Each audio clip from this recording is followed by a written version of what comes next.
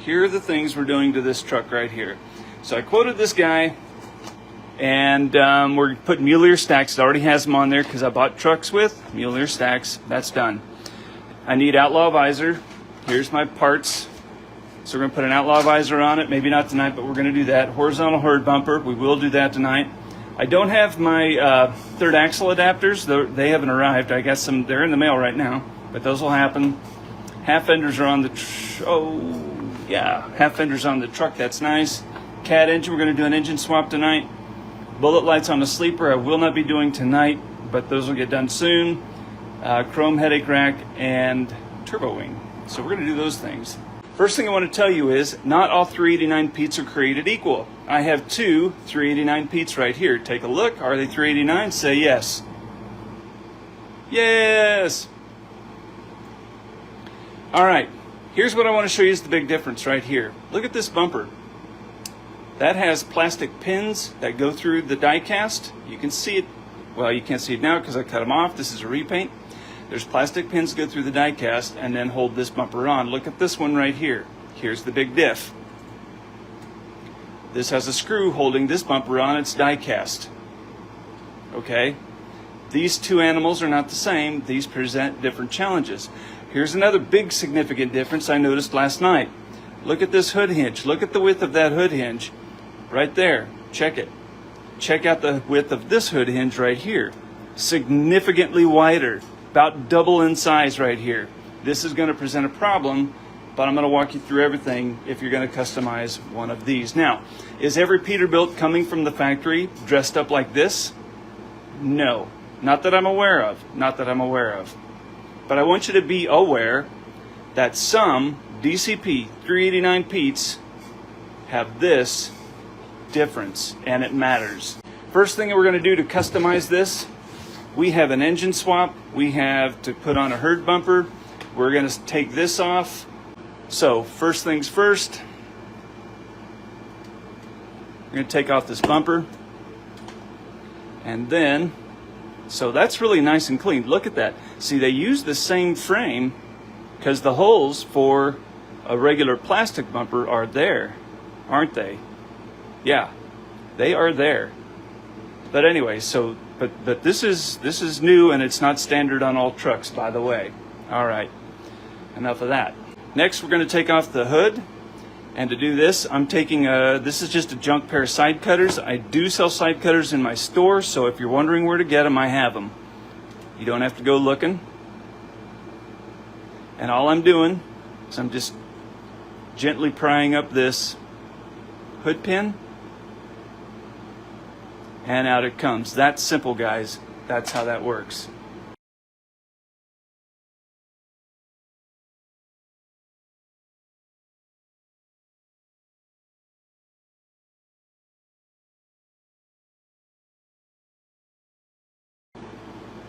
Okay, done. There's our hood pins. For this particular project, you cannot reuse your hood pins, okay? And why can you not reuse your hood pins? You're going to see in a little bit.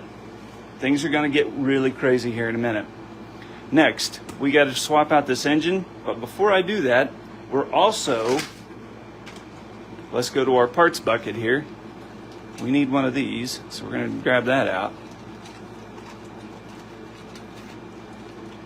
We need two of those.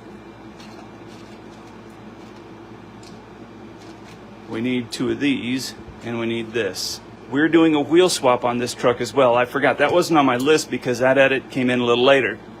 So all you're going to do to remove these front tires, this is the easiest way. Look at that. I'm right between that front suspension and the wheel. See how I put a little torque on that? Boom. Off it comes. That's simple, guys. That took a few seconds, and now we have parts for the parts bin.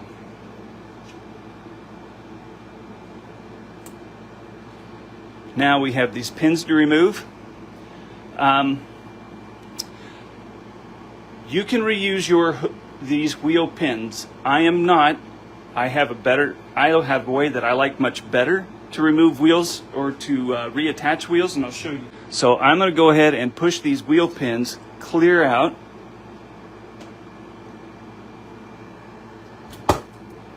Sorry for my hand being in the way, but that's the nature of this beast. Here, we could do this over here. There, down, now you can see. There it is. Pop. Okay, so we are now ready to do our engine swap.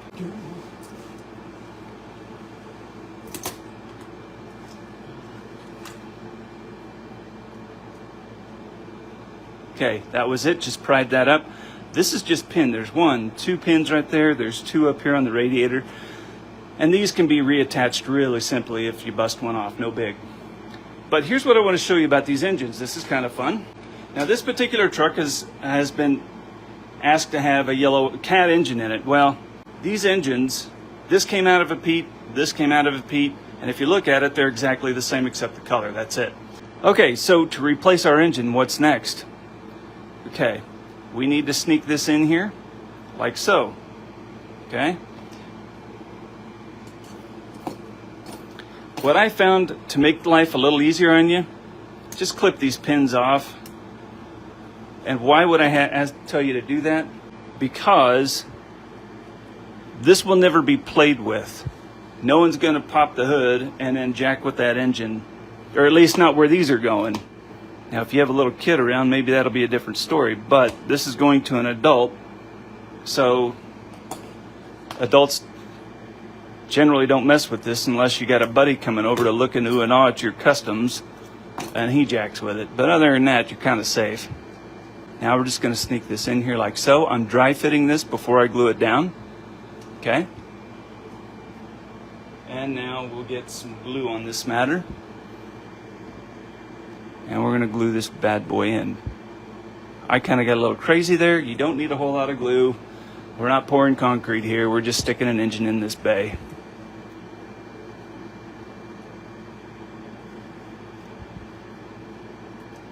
Uh-oh, I see, I got a little hiccup right here. So there's a little peg right there that hits the engine. I'm gonna clip that off because it's bumping up against this right here. There we go, that's just what we wanted right there. That engine is in, okay? And if you want, where's the Instaset? Right here where I left it.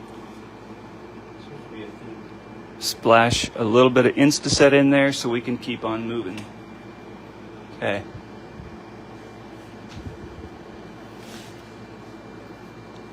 Next, I want to go ahead and, this is a 5/64 bit.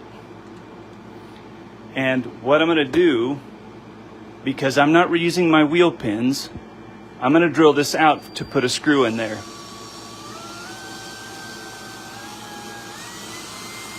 And 5/64 is the magic bit. Whoops, come here, you.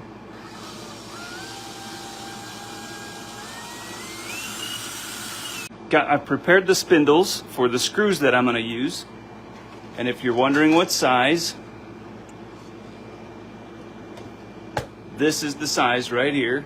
Next, I need to prepare the hole where the pin for the hood went and get that ready for the screws that I'm going to put in there. And for that, I will use this screw right here.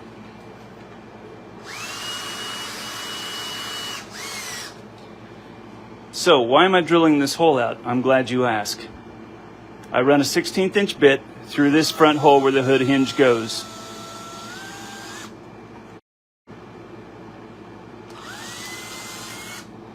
And that's all it took right there. We're done. Next, I've drilled this out with a 1/16 inch bit. Now I'm going to use this 172 tap, and I'm going to thread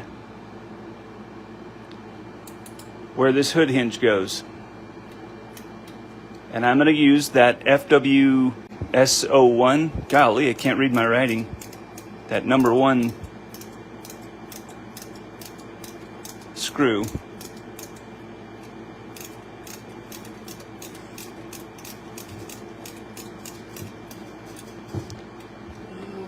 So this 172 tap came off eBay. and so did the tap wrench. That all came off eBay. The screws that I just pushed out of the way, those came from microfasteners.com. One more reason to drill a 16th inch hole in here is that makes a good pilot and gives you just enough room for this tap to go through, put you some threads in, and then you don't break that off. If you break this off, that will tick you off, because then you'll have a broken piece of metal inside your frame and you basically have to get a new frame. Or you got to repurpose that frame and find one that will work. And I would like to tell you that I don't know how that happens, but I do. Next. This hole right here is too small, and we need to make that bigger. Now, so this is what I'm going to use. I'm using this 5/64 bit again. Well, I'm not using it actually. If you use a bit, look how that's cutting. Now you're putting a boatload of torque on this hood hinge, and even though this is thicker than a standard DCP 389, you're just begging to break that hood hinge. Okay? So what I found works a little better, and this is what I do, is I put a pin file inside of drill, and then I go only in reverse. Only go in reverse.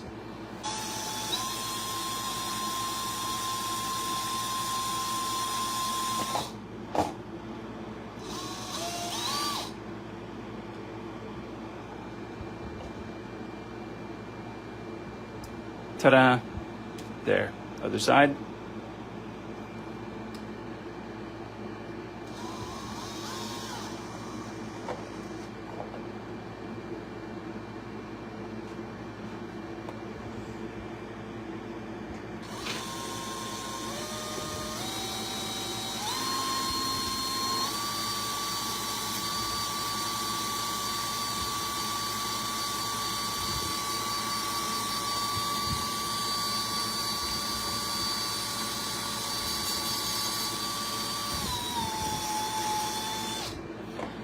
Okay, if you're going to do this, be prepared for the die cast to fill up your file. Look how that, right here, you can see how that die cast is kind of clung to the file. Here you go. I take my junk side cutters, just like that, and there it goes.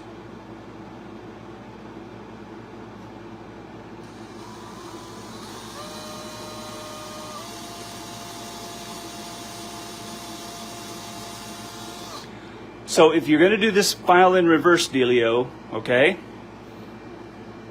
make sure that one, you don't push too hard against this hinge, because if you do, you can bend it, number one, and two, you can break it. We don't want to do either one of those things. And ta-da, it works. We have one last thing to do. We've got to edit this horizontal herd bumper.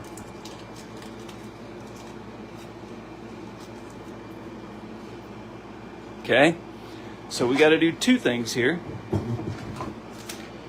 We need to drill out this hole right here, because this particular hood comes with these hugely wide hood hinges.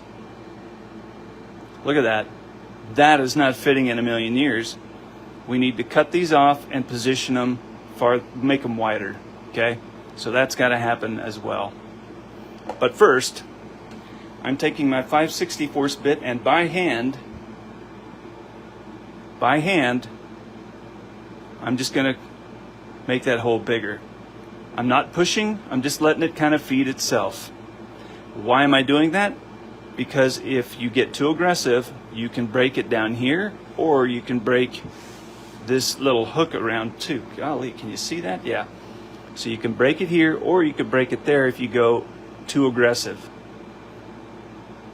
Now there is a workaround, and I'm going to explain that in just a little bit.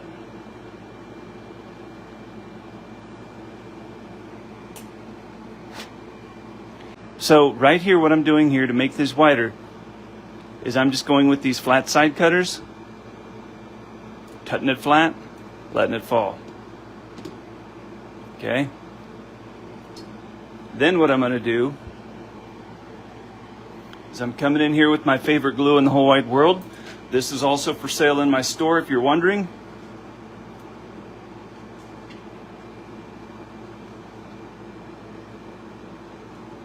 And we're going to glue it on.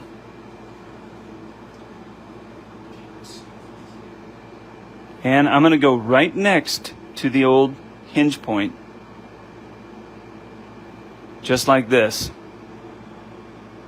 Now, many of you, if you put a herd bumper on, a regular Peterbilt, you probably will not have to do this. But if you encounter one like I have here, at least you'll know what to do. A lot of times you don't need to do this. This same bumper will fit a 379 if you were wondering.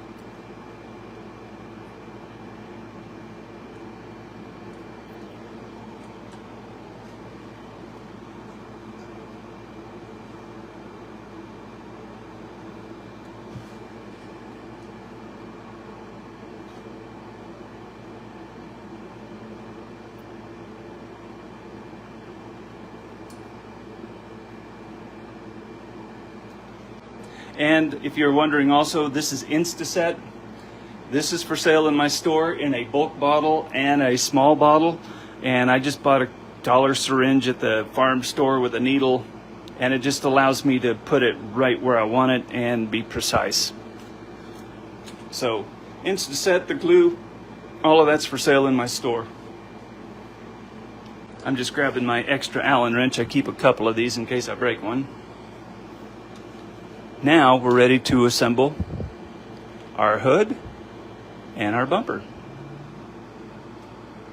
See, look how that fits so nicely now.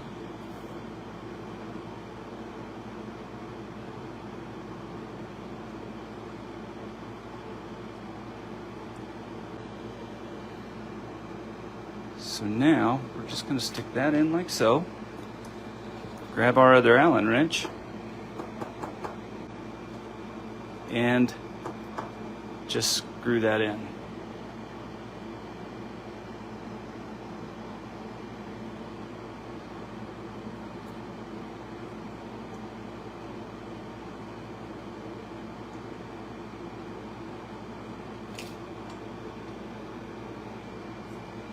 Okay, next. Whoa, dog, come here, come here, come here.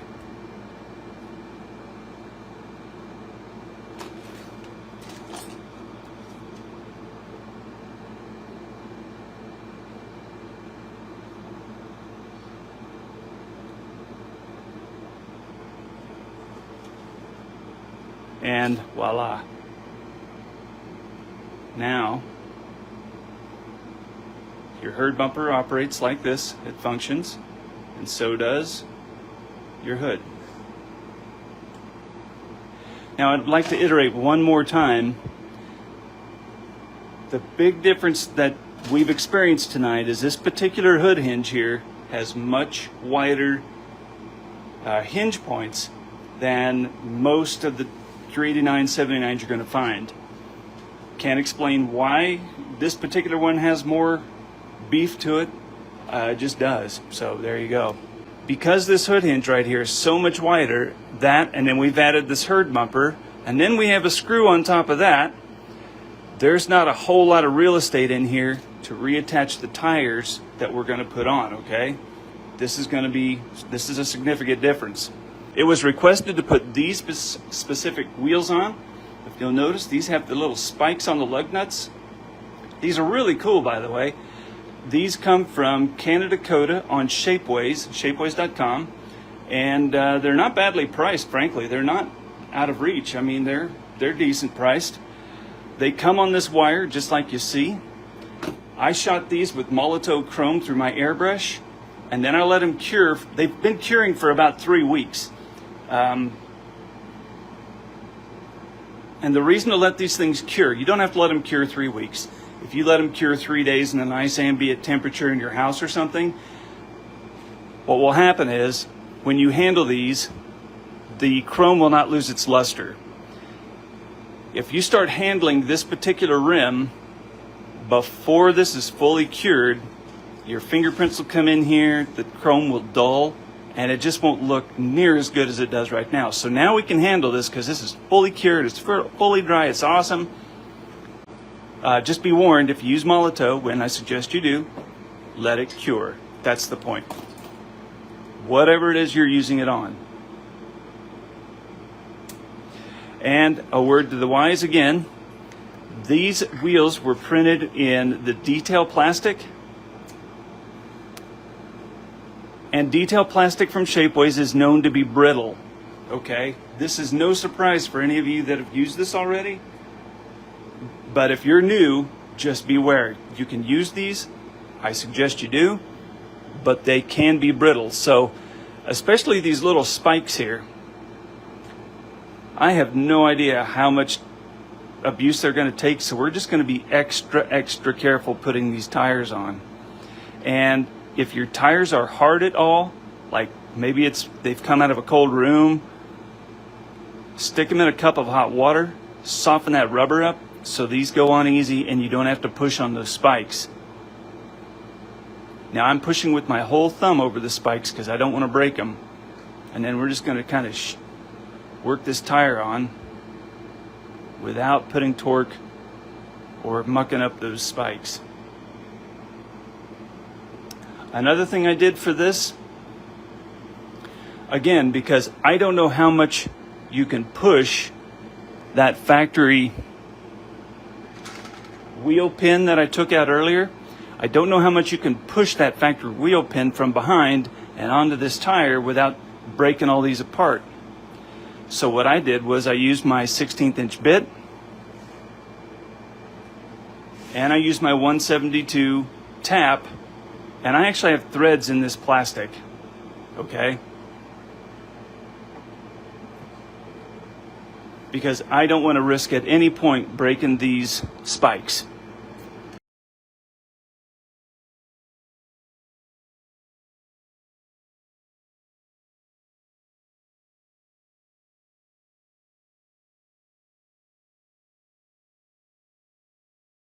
I'm using this shorter 172 screw.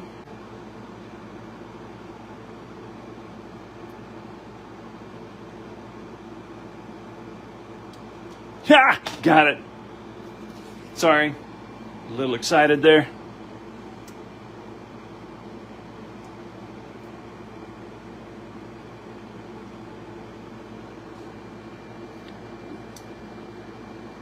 And now I'm just going to turn this on the plastic.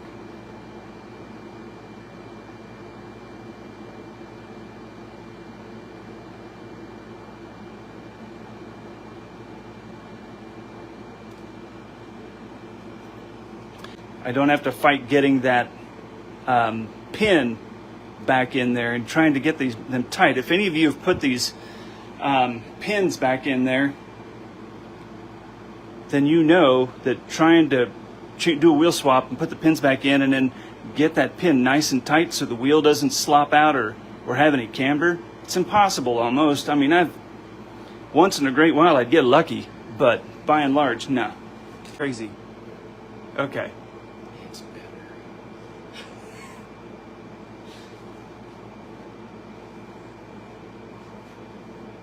And there we go. Wheel swap complete. We're going to go to the back of this truck, and this cabinet right here goes on the back of this truck. So what we're going to do, we have to take these air lines off. They're in the way. So I just got my knife underneath here, just kind of prying that up. Oh, maybe I'm not. Come on, you. There, let's get it tight.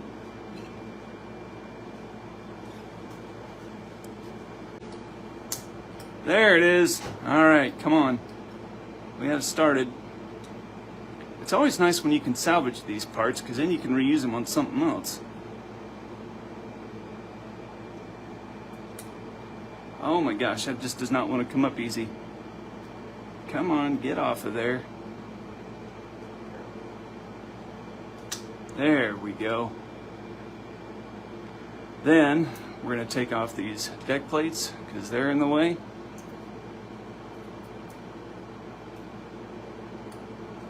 Wow, that is nuts. Why is that so difficult tonight? These are hardly ever this much trouble. There.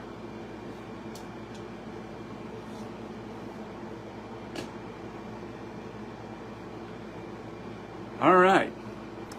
Then we have to take off this hand grab right here. That way our cabinet fits back in there a little bit better. And now we're ready for our cabinet. What I discovered last night was there are pegs right here that match these two holes right here and here. That's where one of your deck plates was pinned in. And what works really well is if you take your 5/64 bit and ream these out here, ream these out here and here, and it works just perfect.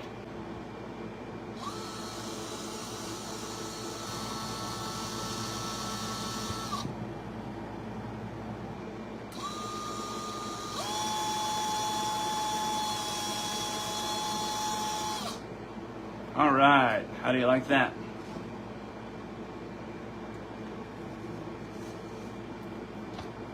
So if you're going to put one of these on, now for all of you that are watching that are beginners, this right here is a super simple project to get going on, because you're not going to cause any harm if you make a few mistakes here and there. But look how that just fits so perfectly in that right there. That just fits gorgeous. Isn't that nice? That is so good.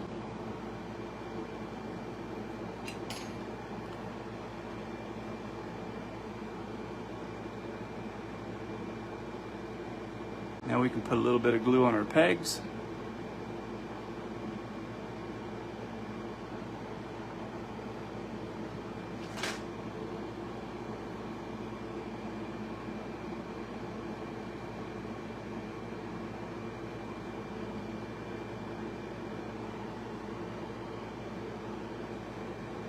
And then we're going to use Instaset to just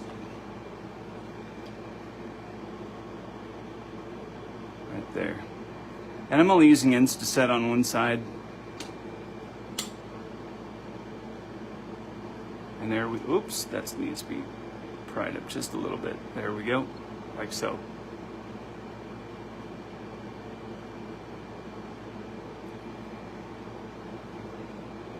And then finally, we'll reuse one of our deck plates.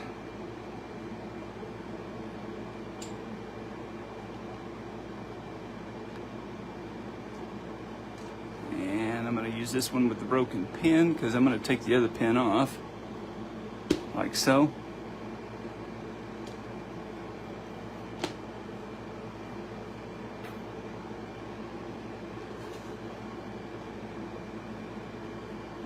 Right here.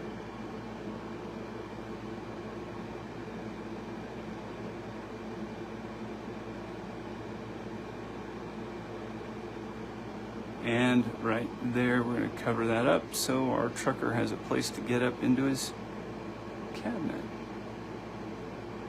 Just like so. So what I'm going to do is I'm going to pop this visor off, because this visor comes off, and we put a drop visor on. There we go. So that just pops off like so. Okay. What I want to do is I want to get this on, like so. So this is going to go on just like that. So what we're going to do then is just that.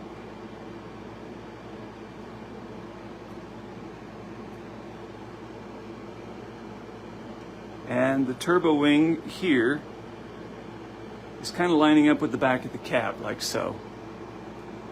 All right. Now I'm going to go to the front. I'm going to make sure I got this thing on square. It needs to come this way just a hair, and then that should be okay. Just like so. Then I'm going to use just a splash of Instaset on one side and let the other side cure naturally.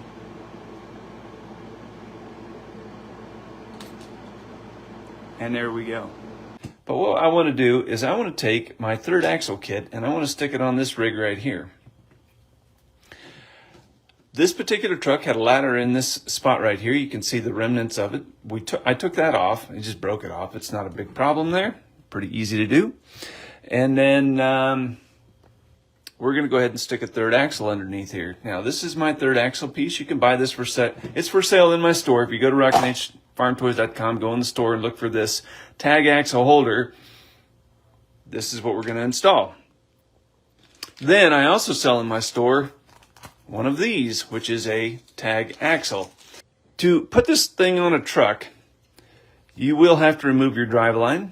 So we're going to snip that out. So I just cut it off, like right here in front of the bell housing.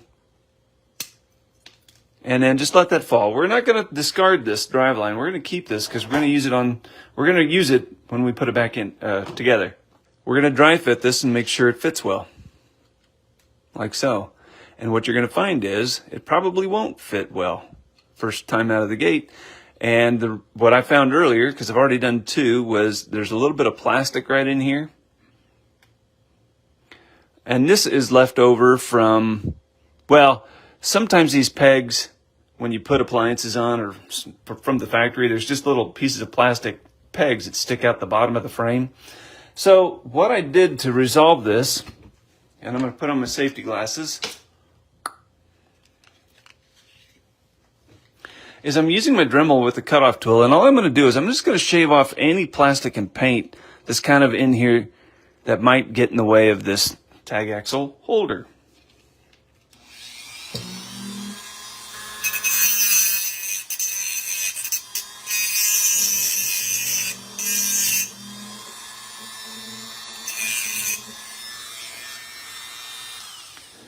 Now, depending on the size of your cutoff wheel, you don't want to get too aggressive back here because you could bump your rear end here and put a little knife cut in there. That wouldn't be as much fun. Now we're going to dry fit again. And we get a nice clean fit there. Now, I would be just sometimes, okay, like right here. See how my fingernail catches right here? That is, the frame is not straight across all the way through. There's this little lip here. I mean, it's nothing you can do about it. It's just the way it comes from the factory. So your tag axle may have just a tiny gap in there. Don't be afraid of that. It's okay, okay? All right, we're gonna let that chill right there. Next, the tag axles come on a tree, so you have to separate them.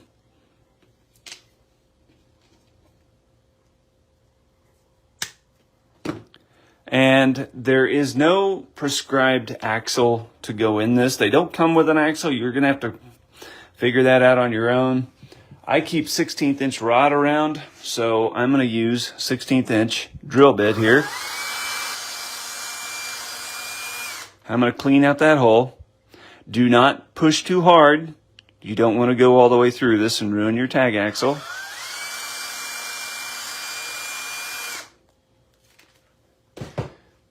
When you drill these out, you should feel the bit bottom out, okay? Now I have a piece of 16th inch rod.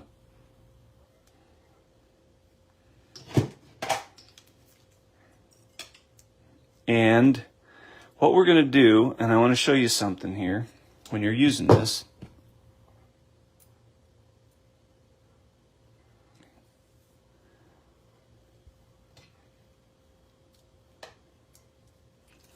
We're going to dry fit this.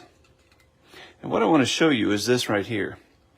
You're going to eyeball this and see see where your wheel is right here and see how far this tag axle kind of sticks out past the wheel. I don't like that myself, so I'm going to edit the wheel just a little bit to change that look. Now what I'm going to do, I'm just going to sand this wheel just a little bit.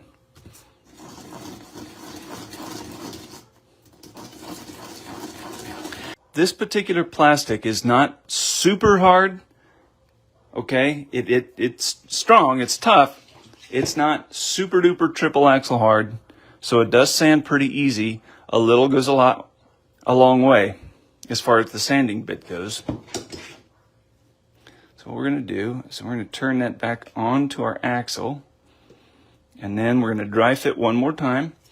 And I totally recommend dry fitting. If you've watched me at all, I'm a dry fitting kind of guy.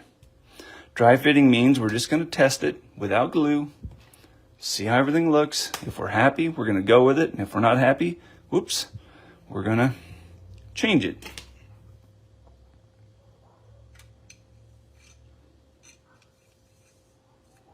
Okay, now let's look at this.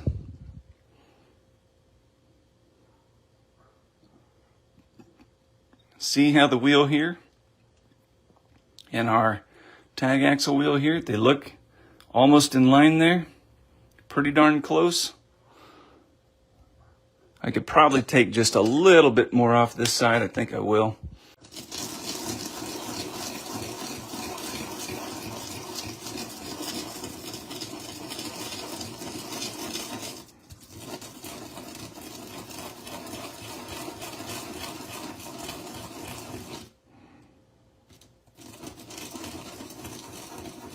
Okay.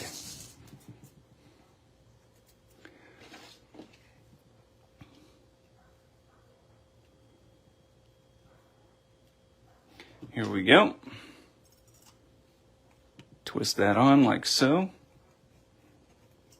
And voila.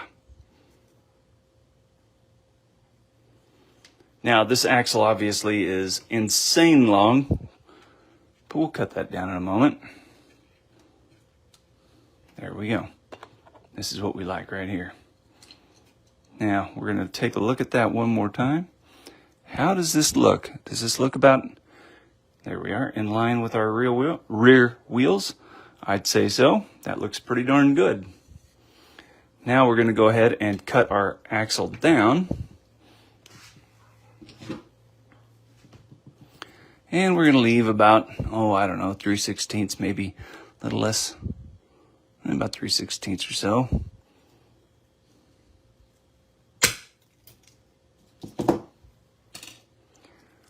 And then we could put the other side on.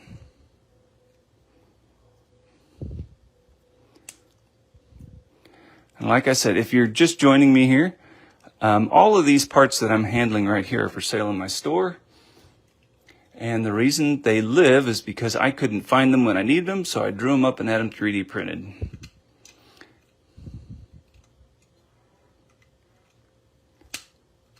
There, just like so. Now, if by chance this part does not slide up in the Peterbilt frame nice and neat, you may need to take a file like so and file this down just a little bit to get it to slip in there nice and neat. You don't have to get real crazy with glue here, okay? Just use enough to keep it in there. You're not going to play with it. The tires for these are also 3D printed. I buy these from a different guy, and they just slide right over like so. Now you'll notice, so we cut the factory driveline out. Let me get this where you can see it a little bit better. So what we're going to do is we're going to come in here like so.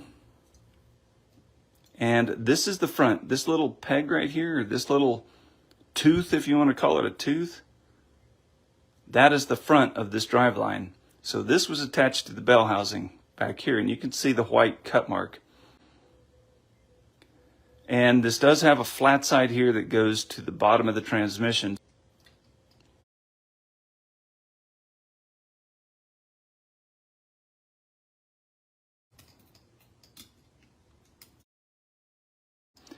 And we're just going to dry fit this. You could put a ruler on this if you wanted, but we're just dry fitting this for a second. There. And then we're going to take our cutter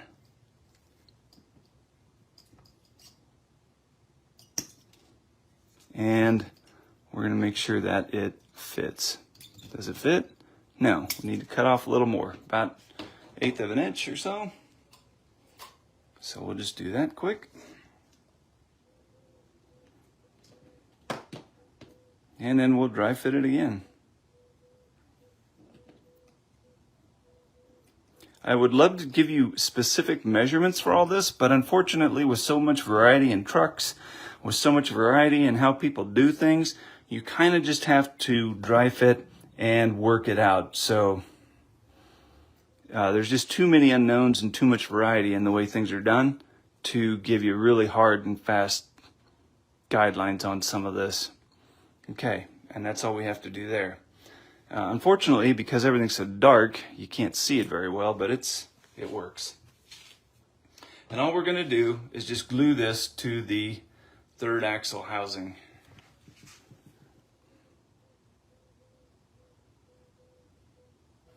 Just like so. We're not pouring concrete here, guys, so don't use so much glue that it, you know, we're not bringing on concrete trucks here. We're just gluing on the third axle, or a drive line here.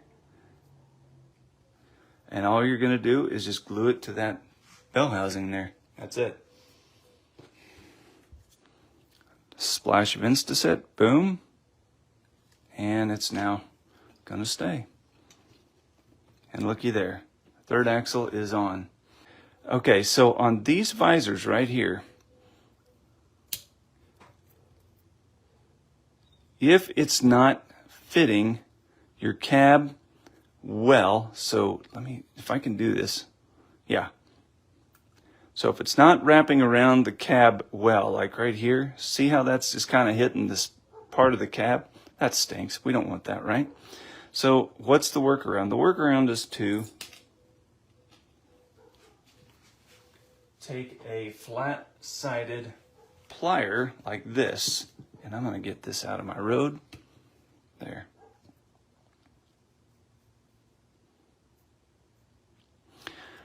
Your goal is to take a flat-sided side cutter or something flat without teeth so you don't scuff up your stainless. You're going to grab it. You're just going to tweak it. You're going to bend it out just a little bit.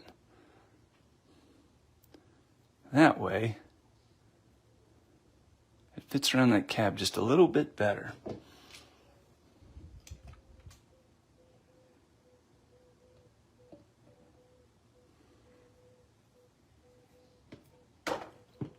Oops, sorry, didn't mean to bump you there.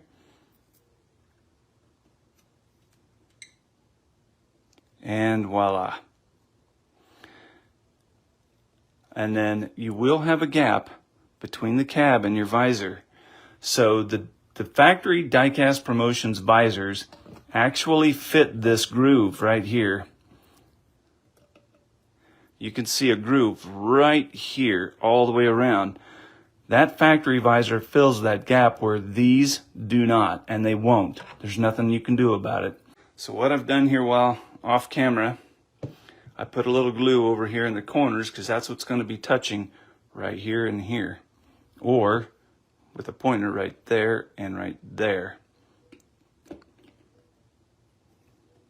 Now we're going to square it up on the cab and try not to get our fingers in the glue.